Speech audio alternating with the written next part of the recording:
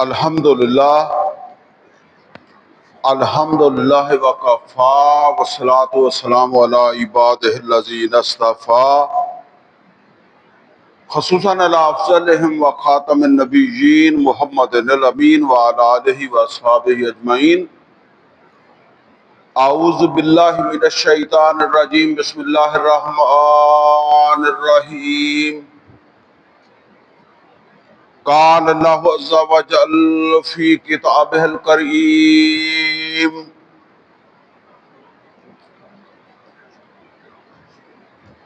الحج اشہر معلومات، فمن فرض فیہن الحج فلا رفث ولا فسوق ولا جدال فی الحج، وما تفعلوا من خیر یعلمہ اللہ، وتزودوا فإن خیر الزاد التقوى، واتقون یا أولی الألباب۔ صدق اللہ العلی العظیم۔ ربی اشرح لی صدری ویسر لی امری واحلل عقدۃ من لسانی یفقہوا قولی۔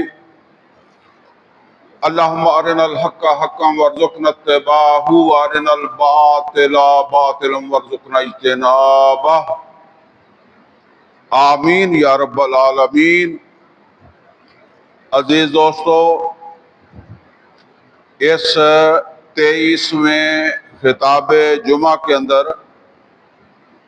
ہم انشاءاللہ سورہ بقرہ کی آیت نمبر 197 تا 210 جو آیات ہیں انشاءاللہ ان کا مطالعہ کریں گے۔ اس کا مطلب یہ ہے کہ اس سے پہلے جو ہمارے 22 خطابات جمعہ ہوئے ہیں ان میں ہم نے سورہ فاتحہ سے لے کر سورہ بقرہ کی آیت نمبر 196 تک جو ہے وہ پڑھ لیا ہے۔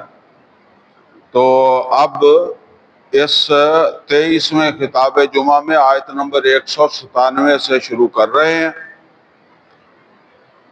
ہمارا جو آج ان آیات کے حوالے سے موضوع ہے وہ ہے شہادت علی الناس اور مردان کار۔ شہادت علی الناس وہ فریضہ جو اللہ تعالیٰ نے امت قرار دینے کے بعد امت کو بتایا کہ یہ تمہارا فریضہ ہے۔ وَكَذَلِكَ جَعَلْنَاكُمْ أُمَّةً وَسَطًا لِتَكُونُوا شُهَدَاءَ عَلَى النَّاسِ وَيَكُونَ الرَّسُولُ عَلَيْكُمْ شَهِيدًا۔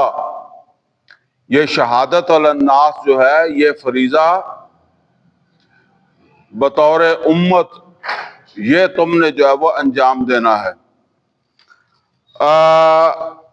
اب اس فریضے کے تعین کے ساتھ ہی اللہ تعالیٰ کی طرف سے جو ہے وہ پھر مسلمانوں کو قبلہ بھی دیا گیا، یعنی مسجد حرام جو ہے اس کو قبلہ قرار دیا گیا۔ اس سے پہلے مسلمان جو ہے وہ بیت المقدس کی طرف رخ کر کے نماز جو ہے وہ پڑھتے تھے۔ پھر اس کے حوالے سے جو ہے وہ اللہ تعالیٰ کی طرف سے مسلمانوں کو رہنمائی دی گئی کہ اب یہ تمہارا قبلہ جو ہے وہ کیسے آزاد ہوگا، اس کے لیے قربانیاں دینی پڑیں گی۔ وَلَنَبْلُوَنَّكُمْ بِشَيْءٍ مِّنَ الْخَوْفِ وَالْجُوعِ وَنَقْصٍ مِّنَ الْأَمْوَالِ وَالْأَنفُسِ وَالثَّمَرَاتِ وَبَشِّرِ الصَّابِرِينَ۔ اور پھر اس کے ساتھ تھوڑے تھوڑے وقفے سے حج کا ذکر آتا رہا، چونکہ حج جو ہے وہ ایسی عبادت تھی کہ جو مکے پہنچے بغیر ممکن نہیں تھی، اور دوسرے لفظوں کے اندر جب تک وہاں اہل مکہ کا قبضہ ختم نہیں ہوتا تھا اس وقت تک حج ممکن نہیں تھا۔ اور اس کے ساتھ ہی اللہ تعالیٰ کی طرف سے جو ہے وہ جہاد قتال اس کی جو ہے وہ ترغیب دی جاتی رہی کہ مطلب یہ ہے کہ یہ جو تمہیں ذمہ داری دی گئی ہے شہادت للناس، اسی کے تقاضے میں یہ بات ہے کہ اپنے قبلے کو بھی آزاد کرو اور مکہ جو ہے اس کو خالی کرواؤ مشرکین سے، اور اس کے لیے جہاد قتال کا راستہ اختیار کرو، جان مال جو ہے وہ خرچ کرو۔ آج بھی جو آغاز ہو رہا ہے یہ حج کے تذکرے سے ہی ہو رہا ہے۔ بہرحال آج جو موضوع ہے ہمارا آج کا وہ ہے شہادت للناس اور مردان کار۔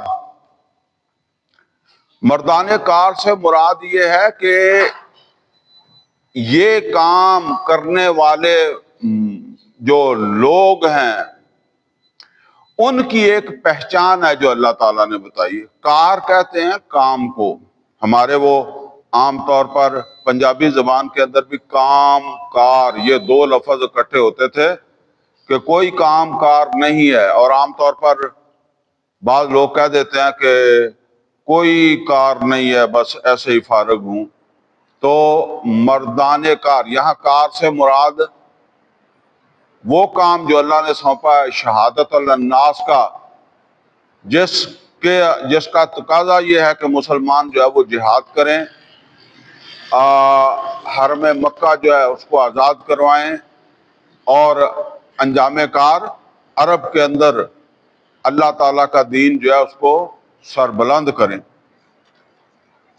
تو اس مقام پر ان مردان کار کی جنہوں نے جو اس کام کو کرنے کے لیے جب وہ کھڑے ہو جائیں، جسے ہم عام طور پر کہتے ہیں کمر کس لیں، ارادہ کر لیں، تو ان کی ایک شناخت اللہ تعالیٰ یہاں کروا رہا ہے۔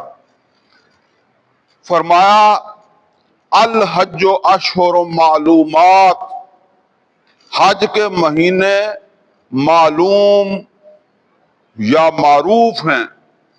یہ حج کے مہینے جو ہے نا، یہ اصل کے اندر سمجھ لیں کہ یہ تین ہیں، شوال، ذوالقعدہ اور ذی الحجہ، اور اس کا آغاز یکم شوال سے جو ہے وہ ہو جاتا ہے، اور یہ 10 ذی الحجہ اس تک ان کو جو ہے وہ کہا گیا کہ یہ حج کے مہینے ہیں، کیونکہ وہ 10 ذی الحجہ جو ہے وہ یوم النحر ہوتی ہے نا، تو اس دن قربانی کر کے پھر احرام وغیرہ جو ہے وہ کھول دیتے ہیں۔ تو بہرحال جو ہے وہ فرمایا الحج اشہر معلومات فمن فرض فیہن الحج، تو جس نے بھی اس میں اپنے اوپر حج کو فرض کر لیا۔ حج کو فرض کرنے کا مطلب یعنی حج تو فرض ہی ہے اللہ کی طرف سے، جس کے پاس گنجائش ہو، وسعت ہو۔ تو یہاں حج کو فرض کرنے کا مطلب یہ ہے کہ اس نے احرام باندھ لیا، نیت کر کے، حج کی نیت کر کے احرام باندھ کر لیا، تو اس نے اپنے اوپر فرض کر لیا حج کو۔ یہ سمجھ لیں کہ ایسا نہیں ہے کہ جب کسی کا دل چاہے رمضان میں ہی احرام باندھ کر بیٹھ جائے، ایسا نہیں ہے۔ وہ 10 شوال جو ہے اس سے جو ہے وہ پھر یکم شوال جو ہے اسی سے پھر یہ شروع ہوتا ہے، تو اس میں پھر احرام باندھ لے کسی وقت بھی۔ تو فمن فرض فیہن الحج فلا رفث ولا فسوق ولا جدال فی الحج، تو جب اس نے احرام باندھ لیا تو نہ تو وہ احرام کی حالت کے اندر جو ہے وہ اپنی بیوی کے ساتھ بے حجاب ہو، اور نہ کوئی اور برائی کرے، ولا جدال فی الحج، اور نہ کوئی جھگڑا ہی کرے حج کے دوران۔ ویسے نوٹ کر لیں یہ ساری چیزیں عام حالت کے اندر بھی جو ہے وہ سوائے اس کے کہ بیوی کے ساتھ جو ہے وہ تعلق قائم کرنا وہ روزے کی حالت میں نہیں کر سکتا، لیکن عام طور پر اس میں کوئی مسئلہ نہیں ہے۔ لیکن کوئی برائی کرنا، گالی دینا، فسق و فجور، یہ تو عام طور پر بھی جو ہے وہ برا ہے۔ اسی طریقے سے خام خواہ کی لڑائی جھگڑا کرنا عام طور پر جو ہے وہ بری چیز ہے۔ البتہ یہاں جو بات سمجھائی جا رہی ہے نا، وہ احرام کا احترام ہے۔ جس طرح ہم بعض اوقات کہتے تھے چوری تو چوری ہی ہے، وہ کسی نے کہیں بھی کر لی، لیکن کسی آدمی نے مسجد کے اندر چوری کی ہو تو اس کی شناخت جو ہے وہ ذرا بڑھ جاتی ہے۔ خانہ کعبہ کے اندر کرے گا تو اور بڑھ جائے گی۔ تو اسی طریقے سے قتل جو ہے وہ قتل ہی ہے، لیکن یہ ہے کہ اگر حدود حرم میں کیا گیا ہے تو پھر وہ زیادہ اس کی شناخت جو ہے وہ بڑھ جاتی ہے۔ تو یہاں اصل میں وہ شناخت بتانے مقصد ہے، یہ نہیں ہے کہ احرام اتار کر جو ہے وہ جو مرضی کرتے پھرو۔ ولا جدال فی الحج، اور نہ اس حج کے دوران جو ہے وہ کوئی لڑائی جھگڑا کرے۔ وما تفعلوا من خیر یعلمہ اللہ، اور جو بھی تم بھلائی کا کام کرو گے، خیر کا کام کرو گے، تو وہ اللہ تعالیٰ کے علم کے اندر ہے۔ مطلب یہ ہے کہ خیر کا عمل کرتے چلے جاؤ اور فکر نہ کرو، تمہارا ہر عمل جو ہے وہ اللہ تعالیٰ کے علم میں ہے، تمہیں اس کا بدلہ ملے گا۔ وَتَزَوَّدُوا، اور جب حج کے سفر پر جاؤ تو ساتھ زاد راہ لے لیا کرو۔ زاد راہ سے مراد ہے کہ رستے کے اندر کوئی خرچ وغیرہ، ضرورتیں جو ہے وہ انسان کی ہوتے ہیں، اتنا خرچ انسان کے پاس ہونا چاہیے۔ اور علماء یہ بھی فرماتے ہیں کہ اگر کوئی آدمی، اس کے پیچھے بیوی ہے، بچے ہیں یا والدین ہے، جن کا وہ سرپرست ہے، ان کا خرچہ بھی وہ مہیا کر کے جو ہے وہ جائے، اور جو ہے وہ اگر پہلے یہ ذمہ داری وہ ادا کر کے جو ہے وہ جائے، اتنا اندازے کے ساتھ کہ واپس آ جاؤں گا میں، اس وقت تک وہ ضرورت ان کی جو ہے وہ پوری بھی ہو جائے۔ تو بہرحال اپنی ضرورت بھی ساتھ لے کر جائے، یہ نہ ہو کہ وہاں جا کر مانگتا پھرے۔ فَإِنَّ خَيْرَ الزَّادِ التَّقْوَىٰ، اور بہترین زاد راہ تقویٰ ہے۔ تقویٰ یعنی خوف خدا۔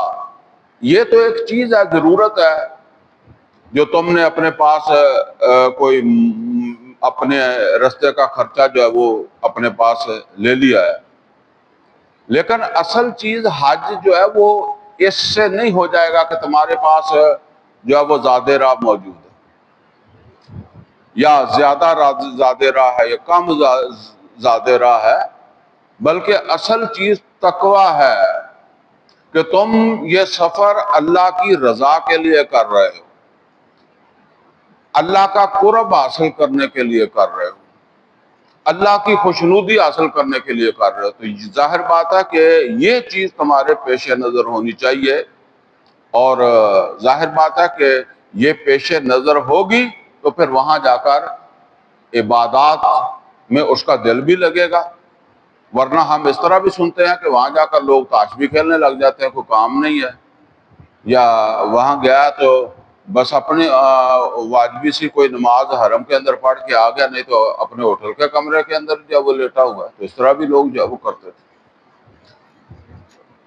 تو فرمایا وَاتَّقُونِ یا اُولِي الْأَلْبَابِ، اور میرا تقوی اختیار کیے رکھو، یعنی کبھی بھی اس سے صرف نظر نہ کرو۔ تقوی جو ہے یہ ہمیشہ تمہارے اوپر تقوی کی کیفیت طاری رہنی چاہیے، حالت تقوی میں تمہیں رہنا چاہیے۔ عقل والو، لیس علیکم جناح ان تبتغوا فضلا من ربکم، تمہارے اوپر گناہ نہیں ہے کہ اگر تم اس کے اندر اللہ کا فضل بھی تلاش کر رہو، یعنی اس سفر کے دوران۔ یہاں نوٹ کر لیں، آج کل تو لوگ جہاز میں بیٹھتے ہیں اور صبح بیٹھے کچھ گھنٹوں کے بعد جو ہے وہ وہاں پہنچ گئے، لیکن جس وقت یہ قرآن کی آیات نازل ہو رہی ہیں تو اس وقت لوگ تو پیدل چلتے تھے، اس تو کافی دن لگ جاتے تھے جو ہے وہ۔ اب جتنی دور سے کوئی آ رہا ہے تو یہ تو ابھی کی بات ہے نا کہ یہ اس طرح کی سہولتیں جو ہے وہ میسر آ گئی ہیں. تو اب ظاہر ہے زیادہ راہ سارا اپنا آٹا دال جو بھی ضرورت کی چیز ہے وہ اب اگر پیدل جا رہا ہے تو اس کو سارے کو کیسے اٹھا لے گا، یا گھوڑے پر بھی جا رہا ہے یا کسی اونٹ پر جا رہا ہے، سواری پر جا رہا ہے، تو سواری اونٹ گھوڑا ہی تھا اس وقت، تو اس پر بھی ایک حد تک کی بوجھ رکھا جا سکتا ہے نا. تو یہ مشکل ہے، اس لیے اللہ نے یہ آسانی دے دیا کہ اگر اس دوران کوئی تم کاروبار بھی کر لو. کاروبار سے مراد یہ ہے کہ ایک جگہ سے تم سفر کر رہے ہو تو وہاں سے کوئی ایسی چیز خرید لو جو اگلی منزل پر یا اگلے پڑاؤ پر تم بیچ سکو. تمہیں یہ کچھ اس کے بارے میں علم ہوگا کہ یہ چیز جو ہے وہ وہاں بہتر ریٹ میں بک سکتی ہے تو اسے لے جاؤ، اس سے کچھ آمدنی بھی ہو جائے گی اور تمہارا یہ سفر بھی جو ہے وہ چلتا رہے گا. تو اس طرح اگر کر بھی لو تو اس کی اجازت بھی ہے. لیس علیکم جناح ان تبتغوا فضلا من ربکم، یعنی اصل مقصد تو حج ہی ہے، یہ ایک جو ہے وہ ثانوی چیز ہے. فَإِذَا أَفَضْتُم مِّنْ عَرَفَاتٍ، اور جس وقت تم لوٹو عرفات سے، فَاذْكُرُوا اللَّهَ عِندَ الْمَشْعَرِ الْحَرَامِ، تو اللہ تعالیٰ کو یاد کرو مشعر حرام کے پاس. یہ مشعر حرام جو ہے یہ مزدلفہ کے اندر ایک پہاڑ ہے، اس کو مشعر حرام کہتے ہیں. تو جب وہ عرفات سے واپس آتے ہیں تو پھر رات کو قیام ہوتا ہے مزدلفہ کے اندر، اور مزدلفہ ایک میدان ہے اور اسی میدان کے ساتھ ایک پہاڑ بھی ہے، اس پہاڑ کو کہتے ہیں مشعر حرام. اور جو امام حج ہوتا ہے، جو حج کا امام ہوتا ہے، وہ قیام کرتا ہے اس پہاڑ پر. ویسے کوئی ضروری نہیں ہے کوئی لوگ پہاڑ پر بھی چڑھ کے قیام کرتے ہیں، لیکن یہ ہے کہ ہر بندہ چڑھ بھی نہیں سکتا، تو وہ میدان جو ہے وہ سارا کا سارا جو ہے وہاں وقوف ہوتا ہے، وہاں وہ رات گزار سکتے ہیں کسی جگہ. تو فرمایا فَإِذَا أَفَضْتُم مِّنْ عَرَفَاتٍ فَاذْكُرُوا اللَّهَ عِندَ الْمَشْعَرِ الْحَرَامِ. اب ذرا اس بات کو تھوڑا سا نوٹ کر لیں، یہ کس باریک بینی سے اللہ تعالیٰ حج کے احکام بتا رہا ہے اور کن کو بتا رہا ہے؟ جو مکہ چھوڑ کر مدینے آ گئے ہیں. اور مدینہ انہوں نے کس حال میں چھوڑا ہے کہ وہاں رہنا ناممکن ہو گیا تھا. محمد رسول اللہ صلی اللہ علیہ وسلم بھی خود مکہ کو چھوڑ رہے ہیں تو اعلانیہ نہیں چھوڑ رہے، رات کے وقت اپنا گھر چھوڑا ہے. اور پھر خطرہ اتنا تھا کہ 3 دن غار ثور میں بھی رہے ہیں.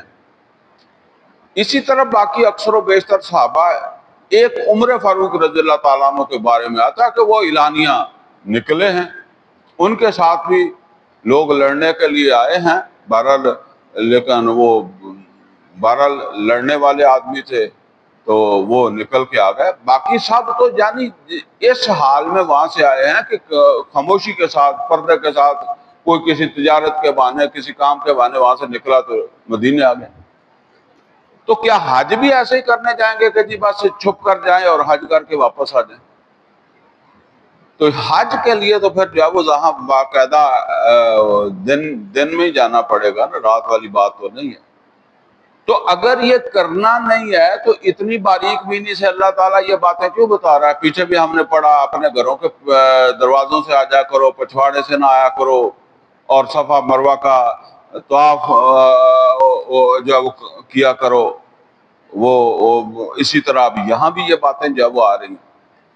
تو یہ اصل کے اندر ایک موٹیویشن تھی، تحریک تھی مسلمانوں کو کہ آگے بڑھو، حرم مکہ کو آزاد کرواؤ. اور بس ایک ہی سوال آتا ہے نا کہ بھئی کیسے وہ ہمیں گھسنے دیں گے وہ ہمیں حج کرنے دیں گے، وہاں پہنچنے دیں گے، ہم تو وہاں سے پہلے ہی جو ہے وہ اپنی جان بچا کر آئے ہیں، تو جنگ کرو۔ جنگ میں کیا ہوگا؟ جان چلی جائے گی تو کوئی بات نہیں، یہ کوئی معمولی موت نہیں ہے۔ اور اس طرح بھی آیا والفتنۃ اشد من القتل، یہ اگر تم اس میں تمہاری جان جاتی ہے تو کوئی بڑی بات نہیں، اس فتنے کو ختم کرنے کے لیے تم یہ کام کر رہے ہو نا، کرو۔ تو اب یہاں فرمایا کہ فَإِذَا أَفَضْتُم مِّنْ عَرَفَاتٍ فَاذْكُرُوا اللَّهَ عِندَ الْمَشْعَرِ الْحَرَامِ، اور یہ خاص طور پر ان لوگوں کے لیے جو یہ سمجھتے ہیں کہ جی مسلمان بس جان بچانے کے لیے گئے تھے، مجبور تھے، مجبوری میں جنگیں کی ہیں، ایسی بات نہیں ہے۔ یہ مسلمانوں کی مجبوری تھی، اللہ کی مجبوری نہیں تھی۔ اللہ کی حکمت یہ تھی کہ مسلمان یہاں سے نکلیں اور وہاں مدینے میں جا کر اپنے آپ کو منظم کریں اور پھر منظم ہو کر جو وہ مکہ کو فتح کریں۔ وَاذْكُرُوهُ كَمَا هَدَاكُمْ، اور یاد کرو اس کو یعنی اللہ کو، وَإِذْ كُنْتُم مِّن قَبْلِهِ لَمِنَ الضَّالِّينَ، اگرچہ اس سے پہلے كَمَا هَدَاكُمْ وَاذْكُرُوهُ كَمَا هَدَاكُمْ، یاد کرو اللہ کو یعنی جیسے اس نے تمہیں ہدایت دی ہے۔ اس قرآن حکیم میں بھی اور خود ہدایت دینے کے لیے محمد رسول اللہ صلی اللہ علیہ وسلم بھی موجود ہیں، تو ان کی ہدایت، قرآن کی ہدایت کے مطابق یہ حج جو ہے اس کی ادائیگی کرو، یا دوسرے جو بھی ارکان ہیں ان کو انجام دو۔ وَإِن كُنتُم مِّن قَبْلِهِ لَمِنَ الضَّالِّينَ، اگرچہ جب یہ ہدایت، یہ قرآن نازل نہیں ہوا تھا تو تم حج تو کرتے تھے، عمرے تو کرتے تھے، نمازیں تو پڑھتے ہوتے، مشرکین مکہ نمازیں بھی پڑھتے تھے، اور تم جو ہے وہ حرم کا بھی وہاں بھی عمرہ حج بھی کرتے تھے اور دوسرا حرم کی آبادکاری بھی کرتے تھے، لیکن حقیقت کے اندر جو ہے وہ یہ سب گمراہی تھی، یعنی بہت ساری چیزیں گمراہی کی اس کے اندر جو ہے وہ شامل ہو گئی تھی۔ تو اس قرآن اور ہدایت کے ذریعے سے اس گمراہی کو دور کر دیا گیا، باقی عمرہ حج نماز دوسری چیزیں وہ تو پہلے بھی ہو رہی تھی۔ ثم افیدوا من حیث افاض الناس، اور پھر وہاں سے پلٹو جہاں سے دوسرے لوگ پلٹتے ہیں۔ یہ کہنے کا مطلب کیا ہے کہ مکے کے جو مشرک تھے وہ حج کے لیے جاتے تھے تو مزدلفہ سے ہی، مینا سے ہی واپس آ جاتے تھے، وہ عرفات نہیں جاتے تھے، کیونکہ عرفات جو ہے وہ حدود حرم سے باہر ہے، اور وہ یہ کہتے تھے کہ ہمارا مقام جو ہے وہ حرم کی وجہ سے اونچا ہے۔ اب آپ سمجھ لیں کہ آج کا کوئی پیر جو ہے وہ اپنے پیر خانے سے نکل کر جو ہے وہ جائے، تو پھر وہ پیر خانے کا تو سارا مقام ہے، اس طرح کا انہوں نے بنایا ہوا تھا تصور اپنا، تو لہٰذا جو ہے وہ ہم حدود حرم سے باہر جائیں، یہ جو ہے وہ ہمارے مقام و مرتبے سے کم تر ہے چیز ہے، لہٰذا باقی لوگ جائیں، کیونکہ لوگ تو باہر سے آئے نا، وہ مکہ کے رہنے والے نہیں۔ تو اللہ تعالیٰ فرماتا ہے کہ نہیں، پھر پلٹو وہیں سے جہاں سے باقی لوگ پلٹتے ہیں، یعنی جاؤ عرفات وقوف کرو۔ وَاسْتَغْفِرُ اللَّهَ، اور اللہ تعالیٰ کا استغفار کرو، ان اللہ غفور الرحیم، بے شک اللہ تعالیٰ مغفرت کرنے والا اور رحم کرنے والا۔ فَإِذَا قَضَيْتُم مَّنَاسِكَكُمْ، پھر جس وقت تم اپنے مناسک حج پورے کر لو، فَاذْكُرُوا اللَّهَ كَذِكْرِكُمْ آبَاءَكُمْ، تو یاد کرو اللہ کو جیسے تم اپنے آباء و اجداد کو یاد کیا کرتے تھے، یا اپنے آباء و اجداد کو یاد کیا۔ مسلمان تو بہرحال نہیں کرتے تھے، وہ تو اب تک کرتے ہی تھے نا۔ او اشد ذکر، یا اس سے بھی بڑھ کر ذکر۔ یہ اصل کے اندر کیا بات ہے؟ یہ بڑی اہم بات ہے، اس میں کوئی اور بھی چیز ہے ایک۔ یہ بات سمجھ لیجیے کہ عرب کے لوگ جو تھے وہ ان پڑھ تھے، کوئی کتابی چیز ان کے اندر نہیں تھی، کوئی تھوڑا بہت پڑھا لکھے بندے ہوتے تھے، لیکن مجموعی طور پر جسے ہم کہتے ہیں نا کہ لکھنا پڑھنا کتابی علم، یہ ان کے اندر نہیں تھا۔ قبائلی لوگ تھے، تو قبائلی لوگ جو ہوتے ہیں نا، یا آپ کوئی بھی معاشرہ سمجھ لیں، ایک ہوتا ہے فرد اور ایک ہے معاشرہ۔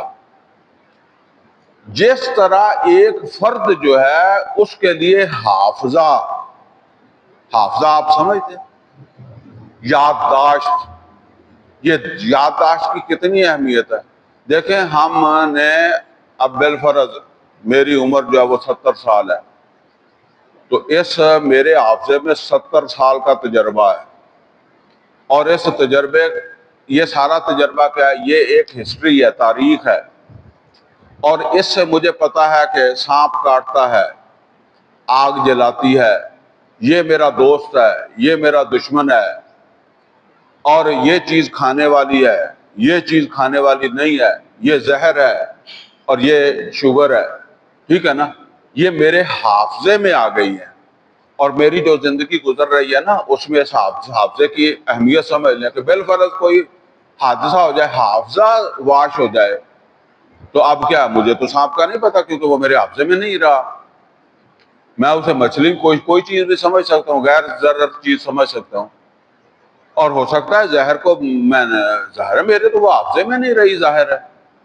اسی طریقے سے میرا کوئی دشمن ہے، میرے تو وہ حافظے میں دشمن ہے ہی نہیں، تو وہ دشمن مجھے نقصان پہنچا جائے گا۔ کوئی دوست ہے، میرے حافظے میں اس کی دوستی نہیں ہے۔ اور آپ دیکھیں یہ زندگی کیسے گزر سکتی ہے ایک بندے کی اگر اس کا حافظہ چلا جائے۔ اسی طرح سمجھ لیں کہ جو معاشرہ ہے، معاشرے میں یہی کام کرتی ہے ہسٹری، تاریخ۔ عام طور پر لوگ کہتے ہیں تاریخ کی کیا ضرورت ہے، مطالعہ پاکستان کی کیا ضرورت ہے۔ یہ بات نوٹ کر لیں کہ ایک فرد کی زندگی میں جو حافظے کی اہمیت ہے، وہی ایک معاشرے کی زندگی میں ہسٹری کی اہمیت ہے۔ ہسٹری آپ کو یہی بتاتی ہے نا، بھئی آپ کا یہ ملک کیوں بنا تھا۔ اگر آپ کو یہی نہ پتا رہے تو آپ اس کی قدر ہی نہیں کریں گے۔ جس طرح یہ جو صورتحال اس وقت بنی ہوئی ہے، آپ کو اس کی اہمیت ہی ختم ہو جائے گی۔ آپ کو یہ پتہ ہی نہیں ہے کہ کیوں لوگوں نے عزتیں لٹوا دی، کیوں لوگوں نے جو ہے وہ اتنی جانیں جو ہے وہ قربان کر دی۔ اور اسی طریقے سے اس ہسٹری میں کون ہمارا دوست ہے، کون ہمارا دشمن ہے۔ تاریخ کے اندر جو ہے وہ اچھے برے وقت آتے ہیں نا، تو وہ سارے جو ہے وہ ہسٹری، اسے اصل میں اسی کو جو ہے وہ کہتے ہیں، جو قوم اپنی ہسٹری جو ہے وہ بلا دے تو وہ اس آدمی کی طرح ہو جاتی ہے جو آدمی جو ہے وہ اپنا حافظہ ضائع کر دے، حافظہ جو ہے وہ کھو دے۔ تو اب چونکہ وہ پڑھے لکھے نہیں تھے، لہذا ان کو اپنی ہسٹری آگے منتقل کرنی ہے اپنی نسل کو، اور یہ منتقل اب کتابوں کے ذریعے سے ہوتی ہے، ٹھیک ہے۔ وہاں منتقل کرنی ہے تو کوئی طریقہ، کون سا طریقہ ہے؟ ہر سال حج ہوتا ہے، اور حج کے موقع کے اوپر وہ اپنے اپنے جو ہے وہ قبیلے مجمع لگاتے ہیں، اور ان کے سٹیج لگتے ہیں، اور سٹیجوں کے اوپر آ کر ان کے جو ہے وہ خطیب اور ان کے شاعر آ کر جو ہے وہ اپنی ہسٹری بیان کرتے ہیں۔ اور شاعری کے اندر اب وہ سارے لوگ بیٹھے ہیں، گویا کہ ہر سال، آپ اس کو اس طریقے سے سمجھ لیں کہ ہر سال وہ محرم کی ہسٹری بیان ہوتی ہے نا، تو ان کو یاد رہتی ہے وہ۔ اسی طریقے سے ہر سال وہ ہسٹری جو ہے وہ بیان ہوتی ہے، کیونکہ وہ اس بات کو سمجھتے ہیں کہ اگر ہسٹری آگے منتقل نہیں ہوئی تو ان کو تو پہچان نہیں رہے گی دوست اور دشمن کی، تو یہ تو نقصان کھا جائے گی ہمارے۔ اور اس میں یہ بھی ہوتا تھا کہ فلاں قبیلہ جو ہے وہ اگرچہ اس نے ہمارے ساتھ بہت برا سلوک کیا ہے اور ہم اسے بدلہ نہیں لے سکے، لہذا یہ قرض ہے ہمارے اوپر، آج نہیں تو 50 سال کے بعد، 10 سال کے بعد جب بھی ہم اس قابل ہوئے تو ہم نے یہ قرض جو ہے وہ چکانا ہے۔ یہ ہے اصل میں ہسٹری۔ تو اب اللہ تعالیٰ فرما رہے ہیں کہ جتنا تم اس کو اہمیت دیتے ہو نا، وہ جو باپ دادا کا جو ذکر ہے، باپ دادا کی جو ہسٹری بیان کرتے ہو، تو اس سے بھی کہیں بڑھ کر جو ہے وہ اللہ کو یاد کرو۔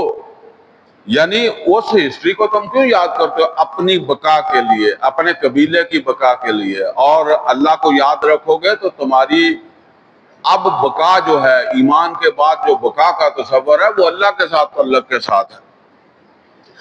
فَمِنَ النَّاسِ مَن يَقُولُ رَبَّنَا آتِنَا فِي الدُّنْيَا، تو لوگوں میں سے وہ بھی ہے جو یہ کہتا ہے کہ اے میرے رب، یا ایسے بھی ہیں کہ جو کہتے ہیں اے ہمارے رب ہمیں دنیا ہی میں سے جو ہے وہ عطا کر دے، ربنا آتنا فی الدنیا وما لہ فی الآخرات من خلاق۔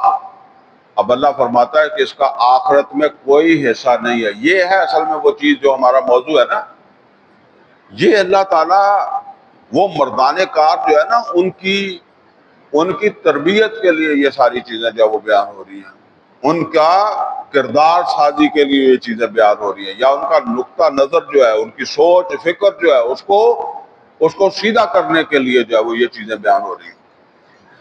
اب یہاں فرمایا جا رہا ہے کہ وہ بھی ہے جو حج تک پہنچ جاتا ہے، لیکن حج پر پہنچ کر بھی اس کی نظر کس چیز کے اوپر ہوتی ہے؟ دنیا کے اوپر ہوتی ہے، اور فرمایا کہ وہ یہاں آ کر بھی دنیا ہی کا طلبگار ہوتا ہے، اور اللہ نے کیا فرمایا؟ وَمَا لَهُ فِي الْآخِرَاتِ مِنْ خَلَاقٍ، اس کا آخرت میں کوئی ایسا نہیں ہے۔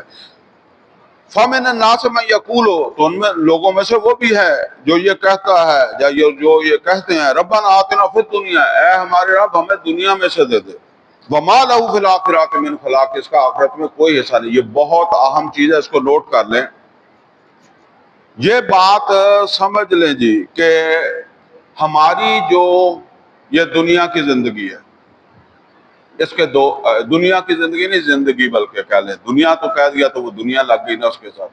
ہماری زندگی کے دو حصے ہیں، ایک ہم اس دنیا میں گزار رہے ہیں، اور ایک جسے ہم آخرت مرنے کے بعد قیامت کے بعد جو ہے وہ ہم نے گزارنا ہے۔ اور یہ جو دنیا کی زندگی ہے یہ اصل میں وہ آخرت کی زندگی جو ہے اس کو یا تو کامیاب بنا دے گی یا ناکام بنا دے گی۔ جس طرح وہ حدیث ہے یا مقولہ ہے، الدنیا مزرعۃ الآخرہ، دنیا آخرت کی کھیتی ہے۔ تو یہ دنیا جو ہے یہ اسی میں آپ نے جنت کمانی ہے نا، یا جہنم کما لیں گے یا جنت کما لیں گے۔ تو یہاں یہ بات سمجھ لیں، ہم عام طور پر یہی سمجھتے ہیں کہ چوری کی کمائی حرام ہے، جھوٹ کی کمائی حرام ہے، ملاوٹ کی کمائی حرام ہے، اور یہ صحیح ہے کہ حرام ہے، ٹھیک ہے نا، سود حرام ہے، ظلم حرام ہے، کسی کا حق، کسی کی وراثت کھانا حرام ہے، یہ بات صحیح ہے۔ لیکن یہ بات سمجھ لیں کہ دنیا کی زندگی میں اگر آدمی کوئی برائی نہیں بھی کرتا، آپ اس کو اس طریقے سے سمجھ لیں، ایک آدمی ہے وہ نماز پڑھتا ہے، روزہ رکھتا ہے، حج کرتا ہے، عمرہ کرتا ہے، ذکر و اذکار کرتا رہتا ہے، نوافل پڑھتا ہے، حلال کھاتا ہے، ظلم نہ کرنا، سچ بولنا، کسی کا حق نہ کھانا، کیا یہ ایکول ہو جائے گا شہادت علی الناس کے؟ یعنی اس نے شہادت علی الناس کا جو فریضہ ہے اس کا تقاضا پورا نہیں کیا، باقی اس نے کوئی چوری بھی نہیں کی، نمازیں پڑھتا رہا، روزے رکھتا رہا ہے، حج کرتا رہا ہے، باقی اس نے سب کچھ کیا ہے، لیکن اس نے وہ تقاضا پورا نہیں کیا جس کے لیے اللہ نے اسے امت کا حصہ بنایا تھا۔ تو کیا اس کا فریضہ ادا ہو جائے گا؟ وہ کہے جی میں نے کون سا چوری کی، حلال کھایا، سچ بولا۔ عام طور پر آج ہمارا یہی تصور ہے نا۔ اب اس کو اس طریقے سے سمجھ لیں کہ اگر نبی صلی اللہ علیہ وسلم پر ایمان لانے کے بعد کوئی آدمی مسجد نبوی میں اعتکاف کر لیتا کہ میں جی اب ساری زندگی کا اعتکاف کر لیا مسجد نبوی میں، اور بس مسجد نبوی کا موتقف ہے، تو پھر اس نے برائی کون سی کرنی ہے؟ کھانا کھائے گا، عبادت کرے گا۔ تو کیا اس کی یہ ساری زندگی کا اعتکاف جو ہے یہ فریضہ شہادت علی الناس جو ہے اس کا تقاضا پورا کر دے گا؟ وہ تو اپنی جگہ پر پڑا ہوا ہے نا۔ یہاں وہ جو وہاں جا کر دنیا مانگ رہا ہے نا، اس کی یہ بات نہیں آئی کہ اس نے کہا جی مجھے چوری کی اور توفیق دے دے، مجھے ملاوٹ کی اور مجھے میرے سودی کاروبار میں ترقی دے دے، نہیں۔ یہ فریضہ اپنی جگہ پڑا رہے گا۔ آپ ذرا غور کریں کہ جو لوگ تبوک نہیں گئے، جو لوگ احد کے میں ساتھ نہیں ہوئے، انہوں نے کوئی نمازیں تو نہیں چھوڑی، انہوں کو یہ تو نہیں کہا کہ ہم حرام کھائیں گے، ملاوٹ کریں گے، نہیں، یہ چیز نہیں ہے۔ آپ چوری نہ کریں، آپ حلال کھائیں، آپ سچ بولیں، آپ کسی کے اوپر ظلم نہ کریں، لیکن یہ فریضہ جس کے لیے اللہ نے امت بنایا ہے اور جس کے لیے قربانیاں اللہ تعالیٰ جو ہے وہ مانگ رہا ہے، وہ تو کھڑا ہے۔ یہ بات اللہ تعالیٰ سمجھا رہا ہے کہ کہیں ایسا نہ ہو کہ وہ آخرت میں جس چیز نے تمہیں فیل یا پاس کرنا ہے تم اس کو بھول جاؤ، ٹھیک ہے نا، اس شخص کی طرح کہ جو نمازیں پڑھتا رہا، داڑھی لمبی کرتا رہا، اور جو ہے وہ چلا گیا حج کے اوپر اور پردے پکڑ پکڑ کر جو ہے وہ اللہ تعالیٰ سے دعائیں مانگ رہا ہے، ٹھیک ہے، لیکن اس کی نظر کس کے اوپر ہے؟ دنیا پر ہے۔ تو فرمایا یہ ہے بات جو کہی جا رہی ہے، تو فرمایا کہ لوگوں میں سے وہ بھی ہے جو یہ کہتا ہے کہ اے ہمارے رب مجھے دنیا ہی جو ہے وہ عطا فرما دے، ربنا آتنا فی الدنیا وما لہ فی الآخرۃ من خلاق۔ اللہ کہتا ہے ٹھیک ہے، پر دنیا میں اس کا کوئی ایسا نہیں ہے۔ وَمِنْهُمْ مَنْ يَقُولُ، اور ان میں سے وہ بھی ہے جو یہ کہتا ہے ربنا آتنا فی الدنیا حسنہ وفی الآخرۃ حسنہ، اور یہ بڑی حکمت کی بات فرمائی ہے۔ دیکھیں پرٹیکولر چیز جب آدمی مانگتا ہے نا تو بعض بات اسے پتہ نہیں ہوتا۔ بندہ کہتا ہے میرے بیٹا نہیں ہے، اور اللہ بیٹا دیتا ہے، وہ بیٹا اسی باپ کا قاتل بن جاتا ہے۔ اللہ نہیں دے رہا تھا تو مہربانی نہیں کی اللہ تعالیٰ نے۔ آدمی کہتا میرے پاس پیسے نہیں ہیں، اور وہ پیسہ ہی اس کی جان کا باعث بن رہا تھا۔ بعض اوقات ایسا نہیں ہوتا کہ ادھر سے آپ بینک سے پیسے نکلوا کے آتے ہیں تو رستے میں گولی مار دیتا ہے ڈاکو، پیسے نہ ہوتے تو وہ کوئی گولی لگنی تھی؟ نہیں لگنی تھی، ٹھیک ہے نا، وہ اسی وجہ سے لگ گئی۔ تو اللہ تعالیٰ سے ویسے عام طور پر لوگ اس کو پسند نہیں کرتے۔ اللہ تعالیٰ سے ایسے ہی مانگنا چاہیے کہ اللہ اگر اولاد بھی تیرے علم کے مطابق میرے لیے خیر ہے تو دے دے، ورنہ میں اس کے بغیر ہی ٹھیک ہوں۔ دولت بھی اگر تیرے علم میں میرے لیے خیر ہے تو دے دے۔ بھئی اگر اس دولت کی وجہ سے، اس اولاد کی وجہ سے میں جہنم چلا گیا تو مجھے اس کے کیا فائدہ؟ ٹھیک ہے 4 دن کھا لیا، عیاشی کر لی، پھر لیا نا، یہی بات ہے نا۔ لیکن اس طرح دعا کوئی نہیں مانگتا۔ ہم کیا کہتے ہیں؟ ہم وہ بعض اوقات کوئی آدمی جو ہے وہ اس طرح مجھے کہتا ہے نا، تو میں اسے کہتا ہوں جی اللہ تعالیٰ اگر جو ہے نا وہ خیر ہے بیٹے میں تو اللہ آپ کو بیٹا دے دے۔ تو کہتے جی آپ ایسے کیوں کہتے ہیں؟ تو اللہ خیر نہیں بھی ہے تو اللہ خیر بنا کے دے دے، یعنی ہم ایسے کہتے ہیں، ایسے سوچتے ہیں، ٹھیک ہے نا۔ تو اللہ کہتا ہے ایسے مت سوچو، جو اللہ نے دیا ہے اس پر کانے رہو، ہاں مانگو کہ اگر خیر ہے تو دے دے، ٹھیک ہے۔ تو ربنا آتنا فی الدنیا حسنہ، ہے ہمارے رب دنیا کے اندر مجھے جو بھی بلائی ہے، جو میرے لیے خیر ہے وہ دے دے۔ دوسرا مطلب کیا ہے کہ اگر خیر نہیں ہے تو نہ دے، میں مانگوں گی تو نہ دے۔ اور میں دعا الحمدللہ اسی طرح کرتا ہوں، دعائیں مانگ کر میں کہہ دیتا ہوں اے اللہ میں نے جو کچھ مانگا ہے میں نے تو اپنی عقل سے مانگا ہے، اگر اس میں کوئی شر ہے روک دے، بے شک مجھے کتنا ہی ناپسند ہو، اور جو میں نے مانگا ہے وہ جو جس سے میں نے پناہ مانگی ہے اور اس میں کوئی چیز میرے لیے خیر ہے میں نہیں سمجھ سکا، تو مجھے وہ دے دے، بے شک مجھے اس سے کتنی جو ہے وہ تکلیف ہو یا میں اسے کتنا ہی ناپسند کروں، اللہ پہ چھوڑو، ٹھیک ہے۔ تو فرمایا کہ یہ اللہ بتا رہا ہے جنہوں نے یہ شہادت الناس کا فریضہ انجام دینا ہے، یہ ان کی سوچ ہونی چاہیے، یہ ہے مردان کار، کیونکہ بہت کچھ ہونا ہے نا۔ ربنا آتنا فی الدنیا حسنہ وفی الآخرۃ حسنہ، اے ہمارے رب دنیا میں بھی جو ہمارے لیے حسنہ ہے، جو ہمارے لیے بھلائی ہے خیر ہے دے دے، وفی الآخرۃ حسنہ، جو بھی آخرت میں ہمارے لیے بھلائی ہے خیر ہے وہ دے دے، وقنا عذاب النار، اور یہاں دیکھیں کس چیز پر زور ہے، دنیا پر نہیں ہے، وقنا عذاب النار، اور بس مجھے دنیا کے عذاب سے یا ہمیں آخرت کے عذاب سے بچا لے، آخرت کی آگ میں جلنے سے بچ جاؤں۔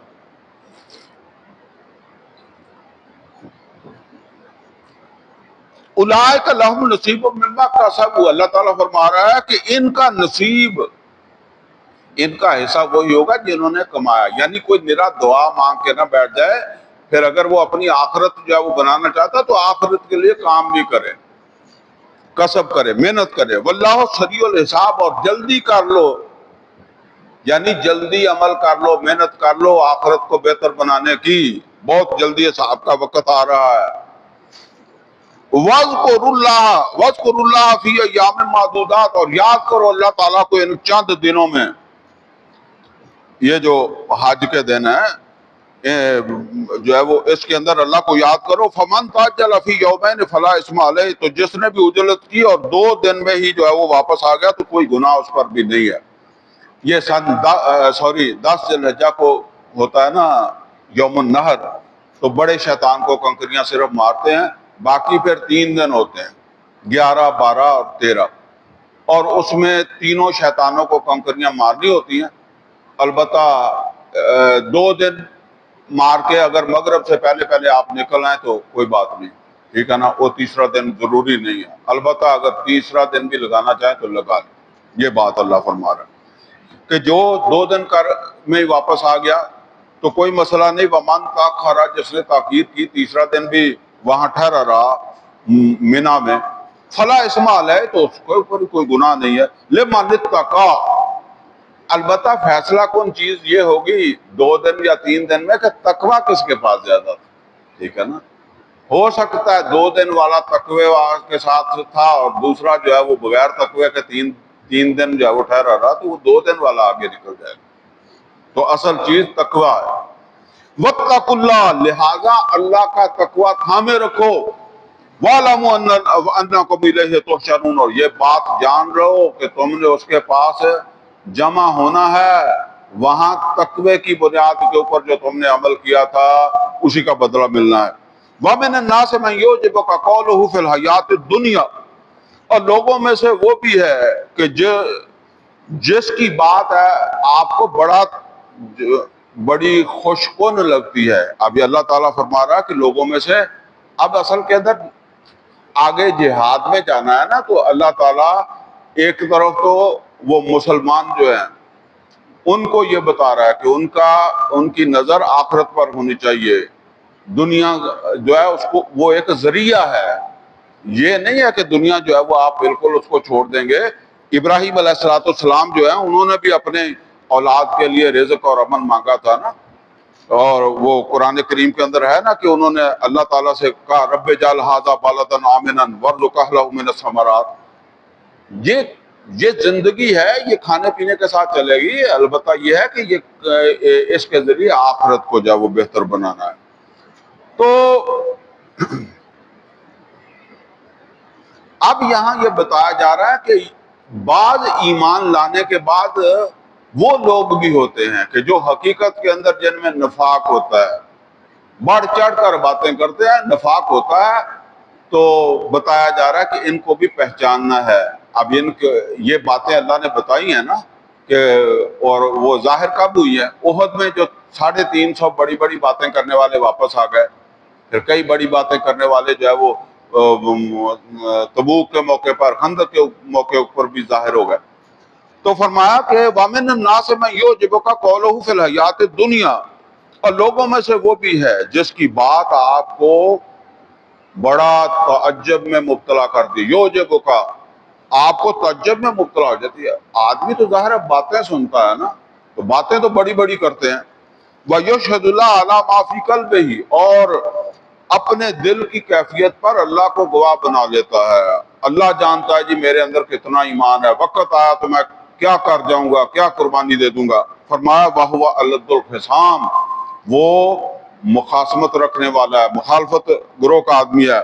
وَإِذَا تَوَلَّىٰ، اور جس وقت اسے کوئی اختیار ملتا ہے یا آپ کے پاس سے جاتا ہے، سعیٰ فِی الْأَرْضِ لِیُفْسِدَ فِیہَا، تو پھر زمین کے اندر اس کی ساری بھاگ دوڑ جو ہے وہ فساد کرنے کے لیے ہی ہوتی ہے۔ وہ جیسے سورہ بقرہ کی آیت نمبر 12 میں فرمایا نا وَإِذَا قِيلَ لَهُمْ لَا تُفْسِدُوا فِي الْأَرْضِ قَالُوا إِنَّمَا نَحْنُ مُصْلِحُونَ، تو ان سے کہا جاتا ہے فساد نہ کرو، تو وہ اپنے فساد کو دفاع کرتے ہیں۔ تو یہ فساد کرتا ہے وَيُهْلِكَ الْحَرْثَ وَالنَّسْلَ، اور اس فساد سے ہلاک ہوتی ہے کھیتیاں بھی اور انسانی نسل بھی۔ وَاللَّهُ لَا يُحِبُّ الْفَسَادَ، حالانکہ اللہ فساد کو پسند نہیں کرتا۔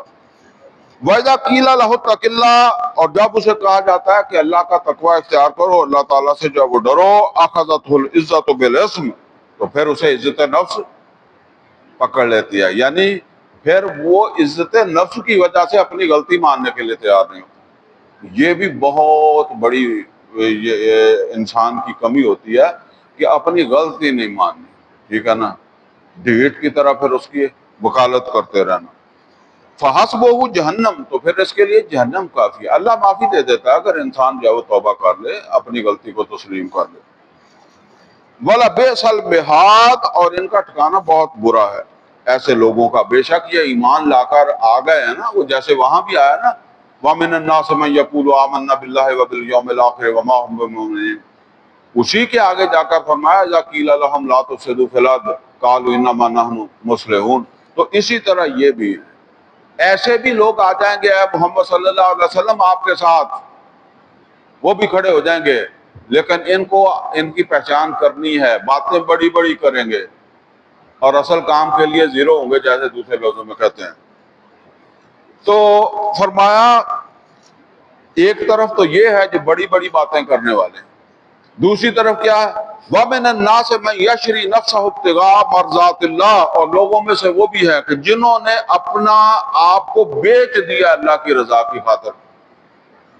بیچ دیے سے کیا مراد ہے؟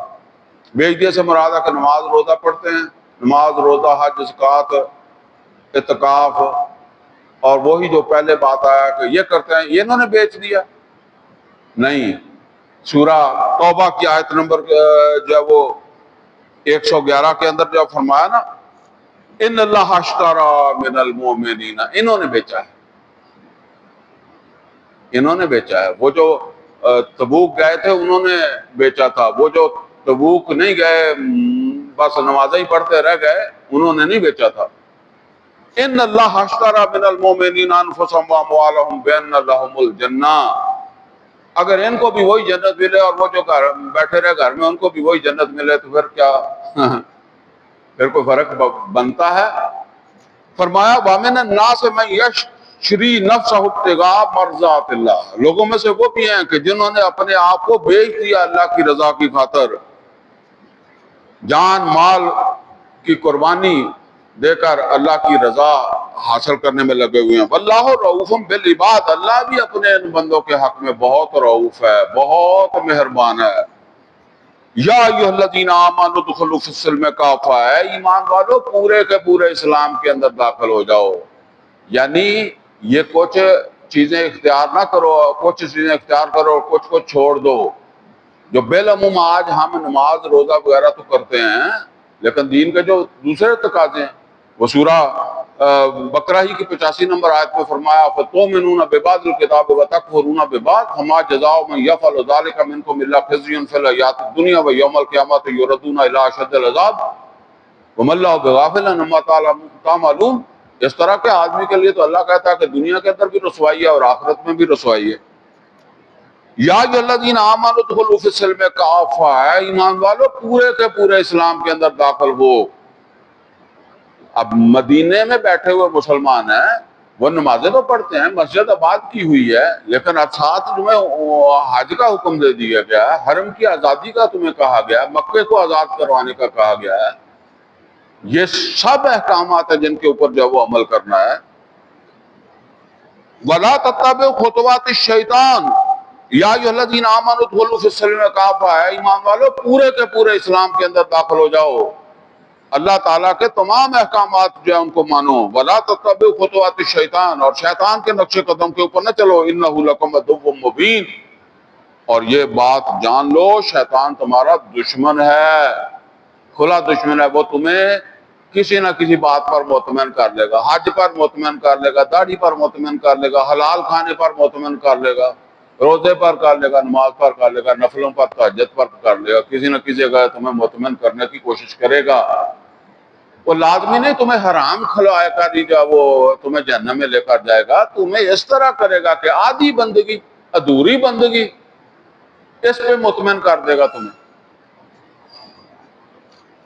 فَإِن زَلَلْتُمْ، پھر اگر تم ڈگمگا گئے، مِن بَعْدِ مَا جَاءَتْكُمُ الْبَيِّنَاتُ، کہ تمہارے پاس واضح باتیں آ گئی، واضح آیات آ گئی، واضح احکام آ گئے، دو ٹوک آ گیا، اب اس سے زیادہ واضح کیا ہے کہ پورے کے پورے اسلام کے اندر داخل ہو جاؤ، پھر بھی ڈگمگا گئے۔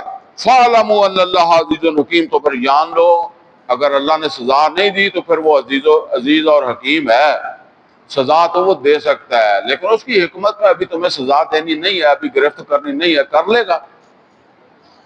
فرمایا حال ینظرون، یہ جو اتنا کچھ سن کر بھی بیٹھے ہوئے ہیں اور اپنے اس آپ کو وہ پورا اسلام کے اندر جو ہے وہ لانے کے لیے تیار نہیں ہے، کس چیز کا انتظار کر رہے ہیں؟ حل ینظرون الا ان یاتیہم اللہ فی ظلال من الغمام، کیا انتظار میں ہیں کہ اللہ خود آئے بادلوں کے سائے میں، والملائکہ، اور اس کے فرشتے، وقضی الامر، اور فیصلہ کر دیا جائے، عدالت لگا کر آج ہی فیصلہ کیا جائے۔ وہ جیسے سورہ فجر میں آیا نا، وَجَاءَ رَبُّكَ وَالْمَلَكُ صَفًّا صَفًّا وَجِيءَ يَوْمَئِذٍ بِجَهَنَّمَ، تو یہ چاہتے ہیں کہ آج ہی فیصلے کا دن آ جائے۔ وَإِلَى اللَّهِ تُرْجَعُ الْأُمُورُ، تو گھبراؤ نہیں، تمہارا سارا ریکارڈ اللہ کی طرف جب وہ جا رہا ہے، وہ دن بھی آ ہی جائے گا، جس دن فیصلے ہوں گے، تو پھر فیصلے کا انتظار کر لو۔ اللہ تعالیٰ سے دعا ہے کہ اللہ تعالیٰ ہمیں اسی دنیا کی زندگی کے اندر اپنے ذمہ داری کو جو ہے وہ پورا کرنے کی توفیق عطا فرمائے۔ اقول قولی ھذا واستغفر لی ولکم ولسائر المسلمین والمسلمات۔